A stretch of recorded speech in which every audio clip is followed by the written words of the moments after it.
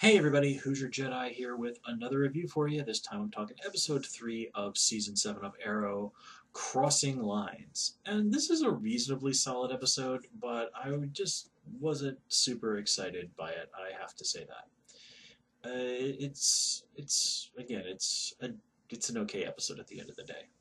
So let's just kind of get right into things. One of the things that I kind of had some notable mixed feelings about was the whole Lila John storyline. Now, I do like that they are kind of focusing a little bit more on Lila. She's a supporting character at the end of the day, but she's an important supporting character, what with, being the head of Argus and John's wife and all. So here, letting her have some of the spotlight and kind of giving her a conflict with her husband that is interesting and believable, this works. I mean, relationships aren't perfect. And both of them kind of do make points.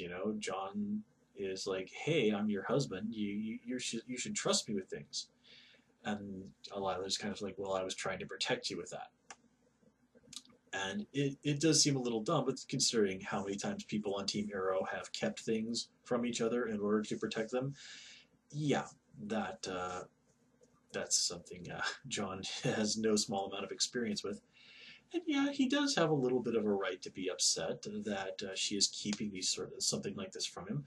On the other hand, she she does point out like, "Hey, John, you basically were a vigilante for a bunch of years, keeping things from people and doing crossing the line.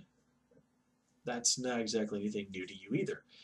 And what I do like about this storyline ultimately is that at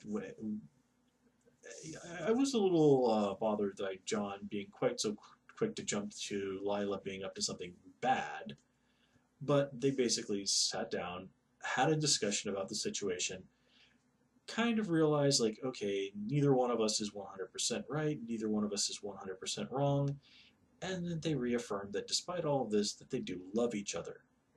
And yeah, that's good. That's the way mature adults solve their problems. They sit down and they talk about it like rational people.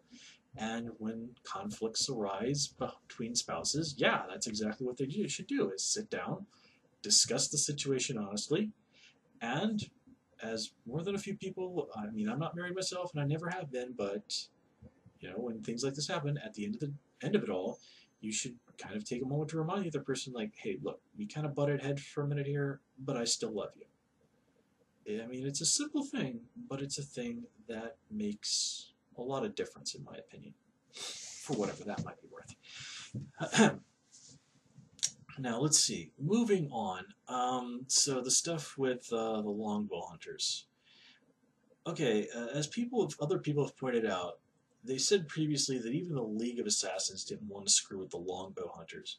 But what exactly have we seen from Red Dart, Kodiak, and Silencer that really kind of gives this up? I mean, again, Silencer got taken down by Diana and Renee, who, granted, are pretty formidable people.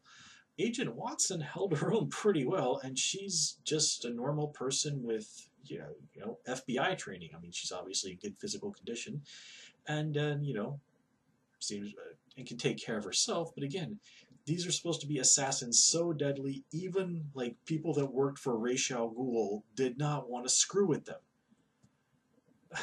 I mean, come on, please. Um, so, speaking of all this whole situation, another example of the whole crossing lines thing. I mean, this episode's title was well chosen. We have, of course, Agent Watson deciding to work with the ex-vigilantes. And here, Felicity makes no apologies about basically kind of screwing Watson's career in order to keep having captured Silencer a secret. And okay, it's not the first time that Felicity has had to, make a tough moral decision and do something morally ambiguous for the greater good, or at least what she perceives to be the greater good. What really gets me on this one is that it's well established that Felicity is a really terrible liar, and that's on full display here. And yet Watson, who is a trained and as we have seen, extremely competent federal agent cannot pick up that Felicity is lying to her face, right? Literally lying to her face, even though it's obvious as hell that she's hiding something. Now, granted, this is not too difficult for us, the audience, to guess, and to be completely fair to Watson, emotionally, she was probably kind of a mess at that time, having just basically been busted down to being a desk jockey, or I should say reassigned to desk jockey duties. So yeah, she probably emotionally was not as focused as she would normally be in other situations, but still, yeah, how the hell did she not notice that Felicity was obviously lying? Seriously. um, Now, one of the things that really I railed against multiple times last season was that, like, at the end of the day, Diaz is just a guy,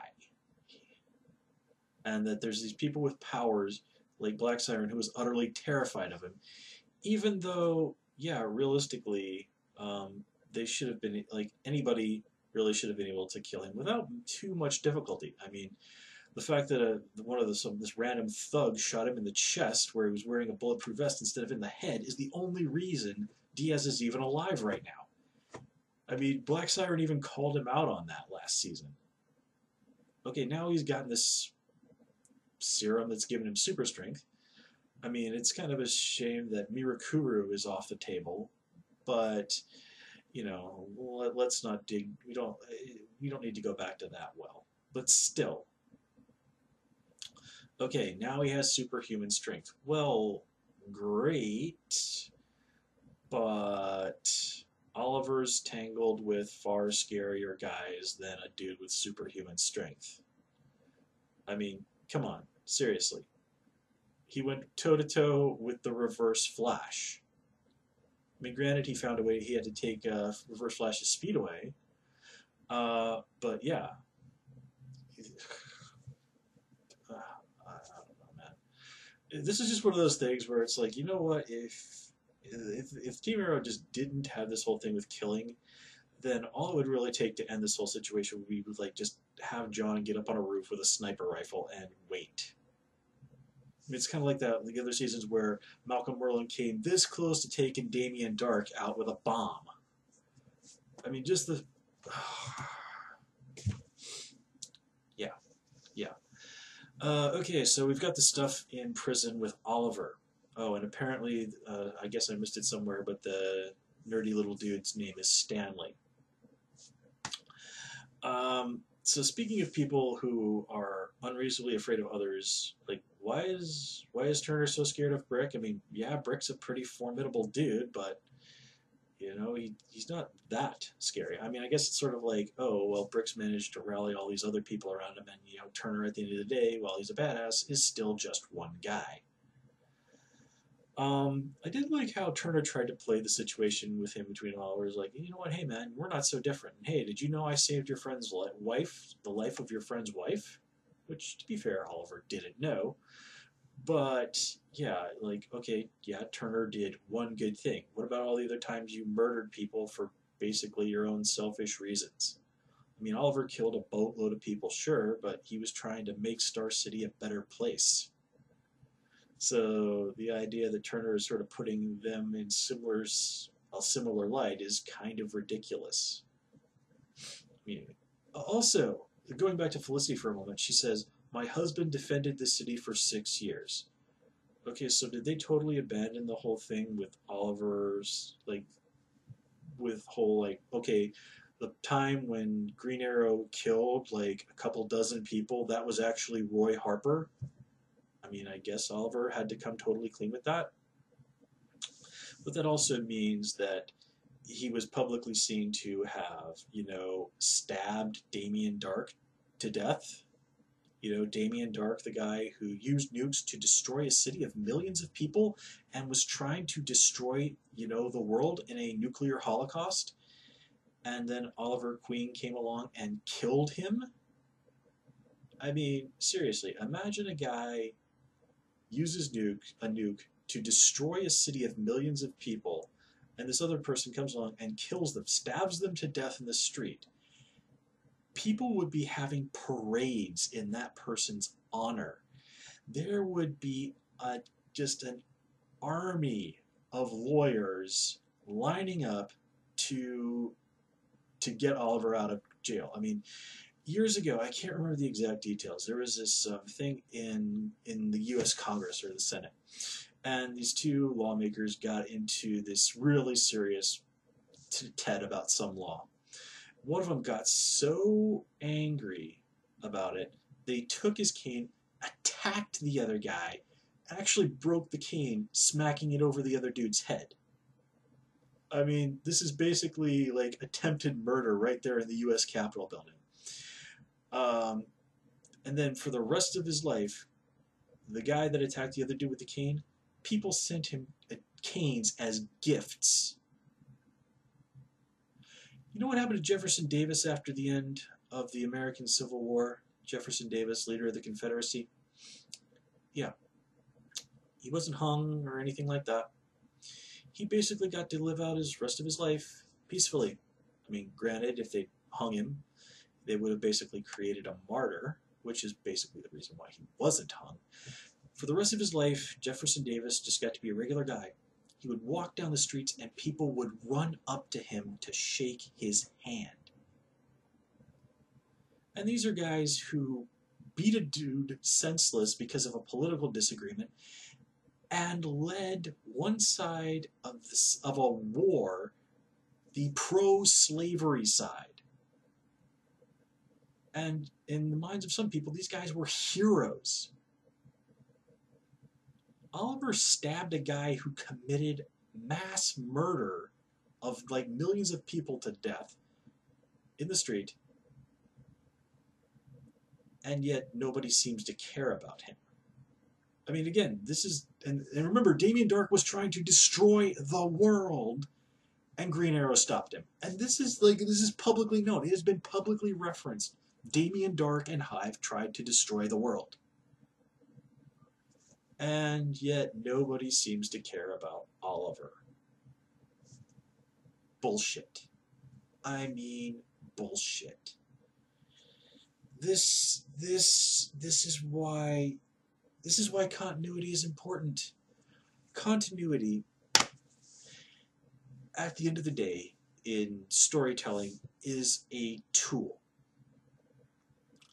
You can't let continuity, especially in comic book storytelling, strangle a good story. I mean, Kurt Busiek, a veteran comics writer and probably like guy who knows more about the Marvel universe than anybody, once said, yeah, if you're writing a story and there's some throwaway line from a story from 1973 that contradicts it, don't worry about it.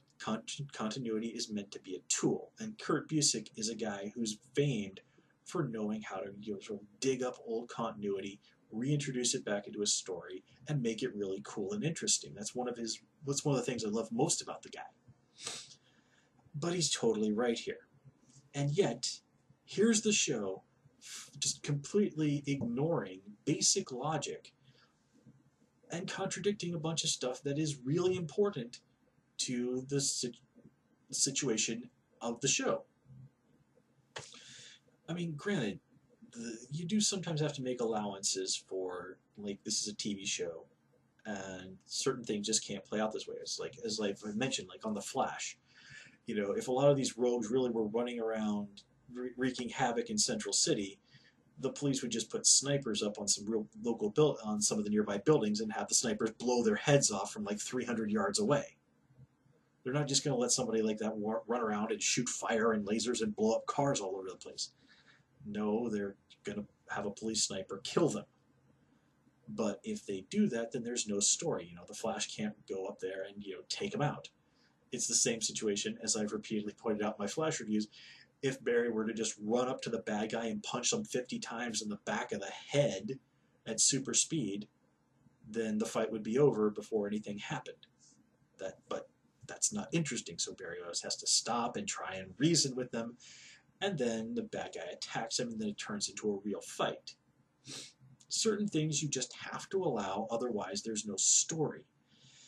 But this is asking, I think, for just too damn much. And yeah, so this whole thing with the demon down in level 2, I got no idea what the hell this is. Um, Personally, I think it would be kind of awesome if the person down there turned out to be Jason Blood, but that really would not be in keeping with this season series. In fact, given that John Constantine is over on Legends right now, and Jason Blood is a magical character who is the host for Etrigan the Demon, basically think like Venom is not a terrible parallel. Yeah, he would be much better suited to appearing over on Legends because, you know, the demon is a magic-based character. But still, I'm sure it'll be someone from the comics, and it'll be interesting to see where they go with that. Anyway, guys, I'm going to call it here. So, as always, please comment, rate, and subscribe. Of course, you can join me on Twitter at Hoosier Jedi, and also join me on Tumblr at Jedi Reviewer. Until next time, take care and have a good one.